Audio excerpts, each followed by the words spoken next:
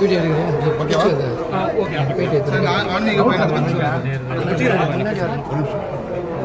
மிகப்பெரிய ஊழல் ஆட்சி. ஒரு மினிஸ்டருக்கும்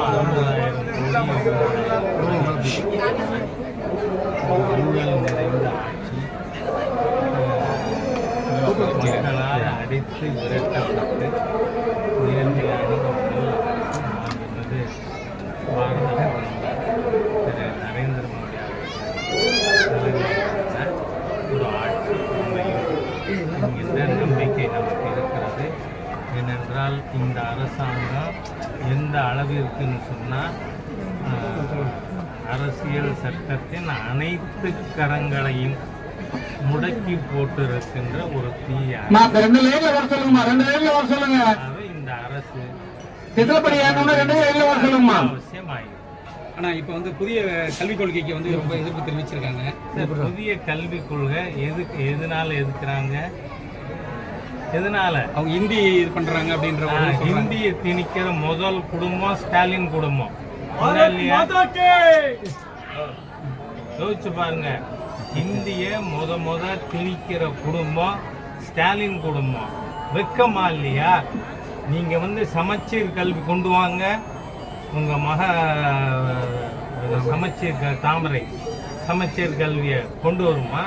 யாரை ஏமாத்துறீங்க? அதெல்லாம் அந்த காலம். இனிமே மக்களை ஏமாற்ற முடியாது.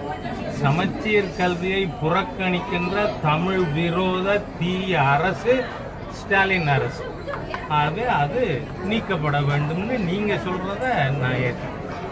அண்ணாமலை போட்டியிடல கட்சியில 20 மற்றவங்க இல்ல. ஏன் இது ஒண்ணு மாத்திரம் உங்களுக்கு பிரிச்சு இருப்பாங்க?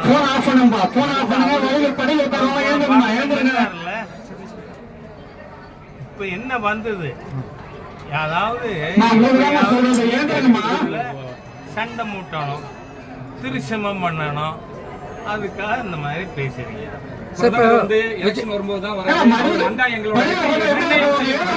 பிரதமர் இதுவரை 46 முறை வந்திருக்காரு. 46 முறையும் தேர்தலுக்காக வந்தார. சரி, இங்க வந்து இதுல